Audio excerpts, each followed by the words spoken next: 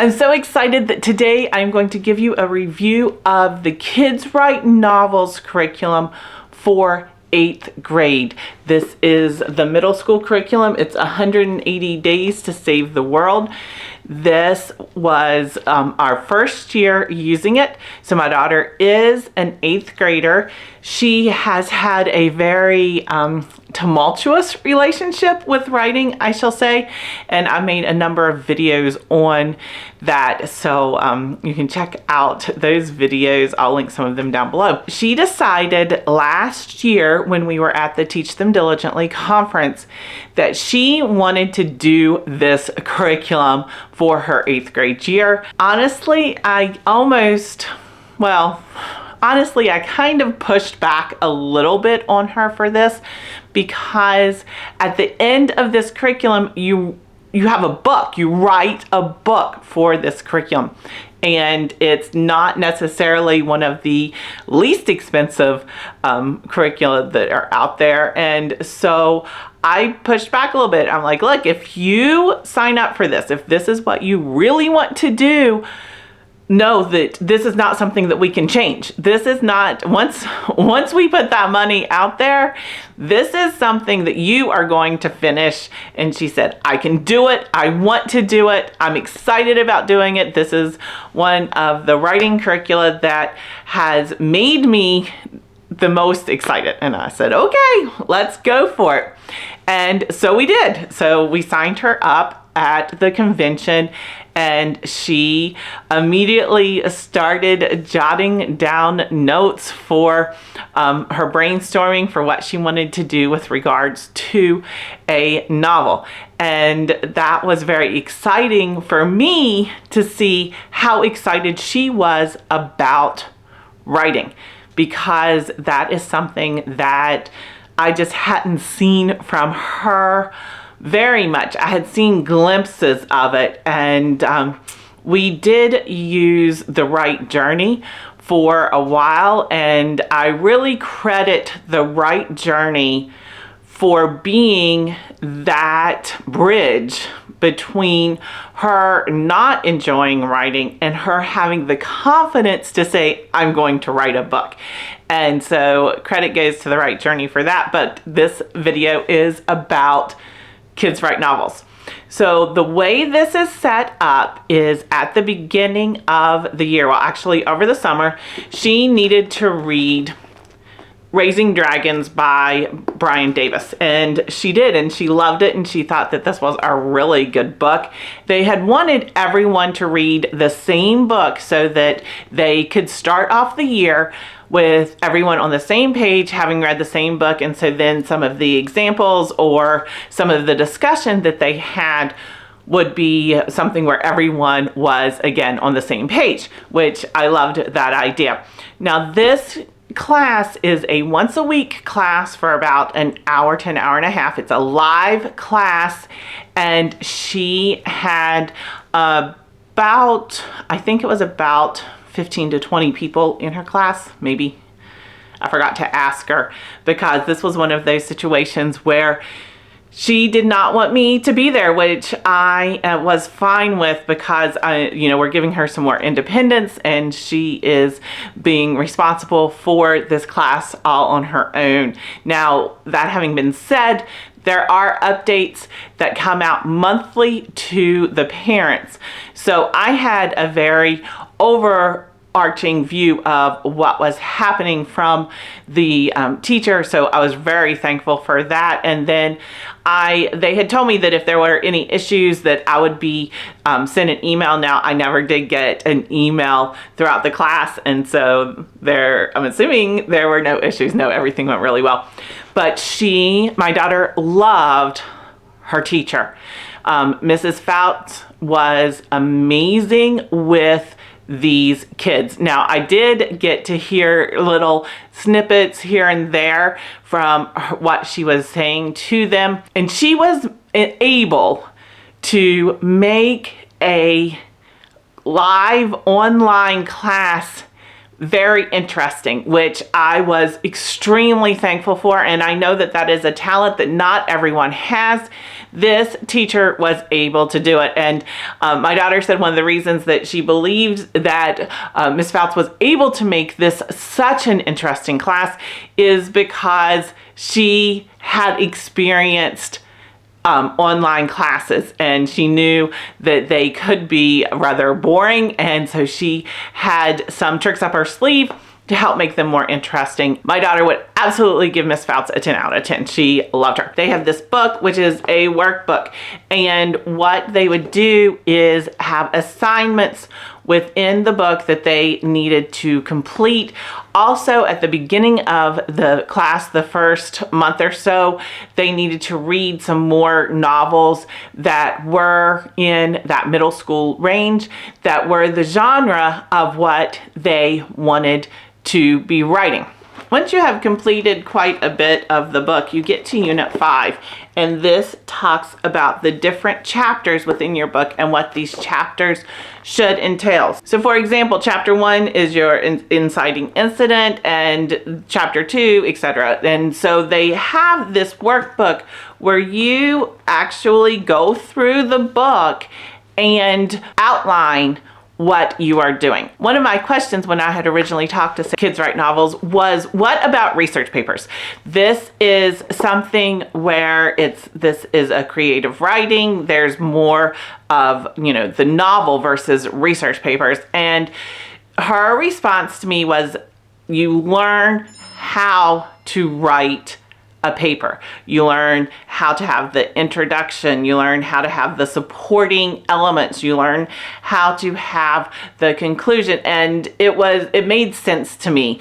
And especially for the fact that my daughter is in 8th grade, that was something that I was like, okay, we don't need to focus solely on research papers right now. I want her to be excited about writing. I want her to enjoy it. And honestly, I can focus on research papers in other classes. We can do research papers for history or for science or something like that, which we did this year. But for her main writing class, this is what we used. And this book really helped with outlining what you need to do in your various chapters. One of the other elements for this writing curriculum that my daughter absolutely loved, and I really think this was something that took this curriculum from being to oh my, is what they have and called, I believe, their Mighty Networks. And it is a very, very secure online platform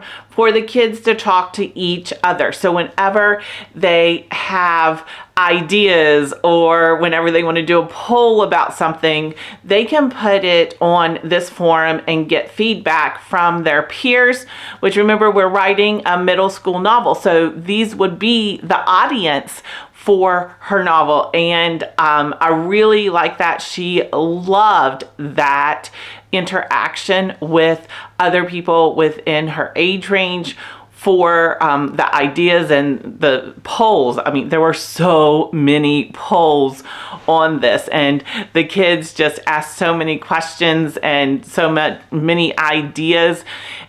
It was exciting for her to read me some of those questions almost on a daily basis of what's going on in that forum.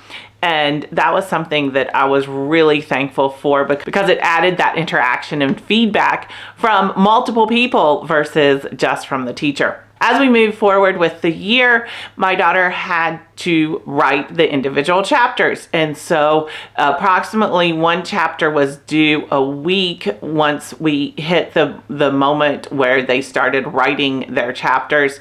And that took a lot of work. It was pretty time consuming for her for that one chapter a week, because not only was she writing the one chapter a week, but she was also still having the class, and there was a lot going on for her with that one chapter. And they have very specific ways that everything needed to be formatted. And so they would turn in their chapter, and the teacher would look at whatever was the requirement for that chapter, for the formatting, etc., and things like that. And so then they would get feedback as to how they did with regards to what the teacher was looking for that one chapter. Something else I was really excited about was my daughter used AI for this, and not for the writing. They are very adamant that you cannot use AI for writing, and there is some programs that they utilize to make sure that the kids didn't use AI for writing. But she was able to use AI for her book cover, for her to design the book cover, and she spent so much time designing that. She wanted it to be absolutely perfect, and she came up with many different options, and I think it was great for her to learn how to use AI in such a controlled environment, and so I was really thankful for that. Now, her teacher also did what I considered some really very amazing and special extras for the class. They were able to put together a storyboard for them to present to their classmates and really walk them through their novels and what they were planning. And my daughter had pictures up, and it helped with her presentations and knowing how to present and how to format her storyboard. So that was great. The teacher also had individual writing sessions, and these were outside of class. So I believe she did 2 of them where it was, we are going to take another hour and a half or something out of your week if you want to. And now these were voluntary, and you would be able to talk to each other for a little bit, and then everyone would still be on the computer and on that live class, and they would be writing though. Once you've completed your novel, completed writing it, you get paired up with someone else who has a book that's about the same length as yours, that's also in middle school, and you become critique partners for each other. So you're going to be reading each other's novels and offering feedback, and that takes a couple of weeks. It was, again, a very good experience. I liked that. Another one of the great things that Kids Write Novels did was they had authors come and do a live session with them in the evenings normally, and they did this a few times throughout the year, and the kids were able to submit early questions, and it was just an amazing opportunity for these students who are currently writing novels to ask questions from published novels who write for their age range, who write for middle school, high school. So that was just so amazing that there was this opportunity to interact with some of the authors of books that you had already read. And so I thought that was really cool. So now fast forward through the year to where you get to the end of the year. At the end of the year, you get to actually publish your novel. There are some extremely strict ways in which you had to format your novel, and you had to provide information for any special fonts that you had created. There was just so much information that you had to provide in order to have your novel formatted correctly so that it could be published. And that was something that I really liked, because they put the onus of this, they put the responsibility of this on the students. And there was a checklist, and there was, some really amazing information in how it needed to be done. But if it was not done correctly, it was sent back to the students. The parents were included in an email to the students, and the students had one more chance to get it formatted correctly and provide all of the information that was needed. If you do not get it correct that second time, then you have to pay more. And again, I was very, very pleased in how they did this. So at the end of the day, after everything was uploaded, my daughter wrote and published her very own first novel, Echoes of a Forgotten Murder. So this is the book that she wrote through this class, and it was just an amazing experience. Now, those are, I talked a lot about the pluses of this while I was doing this video. So let's talk a little bit about some of the things that I just want you to be aware of. Number one is the price tag. This is not an inexpensive curriculum. Now you do get quite a bit for your money, but it's something that you just need to know going into it. The live classes, the feedback from her teacher, it was so worth it in my opinion, but it is not inexpensive. There are no official editors within this program. So the teacher is not going to sit there and make changes to grammar or edits or anything like that. There's also your critique partner is not going to say, hey, I think this word was spelled incorrectly.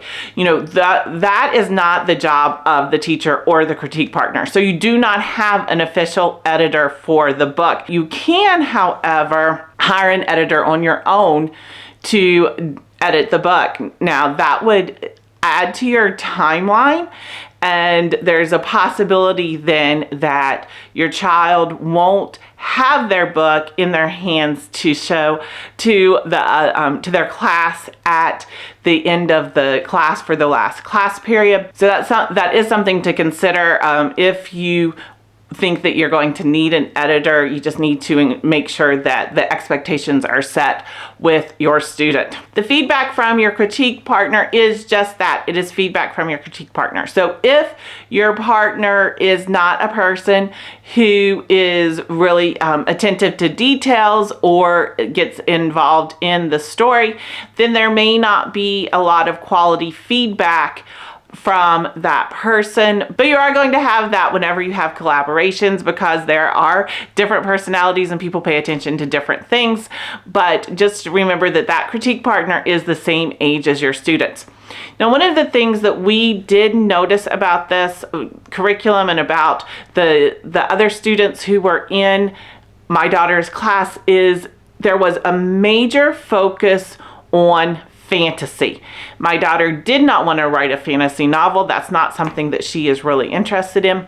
But fantasy was a main focus. So it became a focus of the teaching. It became such a focus, they talked about how to build your own worlds and different things around a fantasy novel. And so the fact that she was not writing a fantasy novel, this was a negative that she saw, was that there was quite a bit of time spent on the fantasy genre versus other genres. But we talked a lot about how we could still take information from what you need in a fantasy book to use for her mystery novel. And so I think that was something that she could still glean, was information on how to get across to the reader the world that you're creating, even if it's not a fantasy world, because you still have the setting of your story. You still have different things to think about when you are trying to pull your reader into the world that you are creating, be it fantasy or not.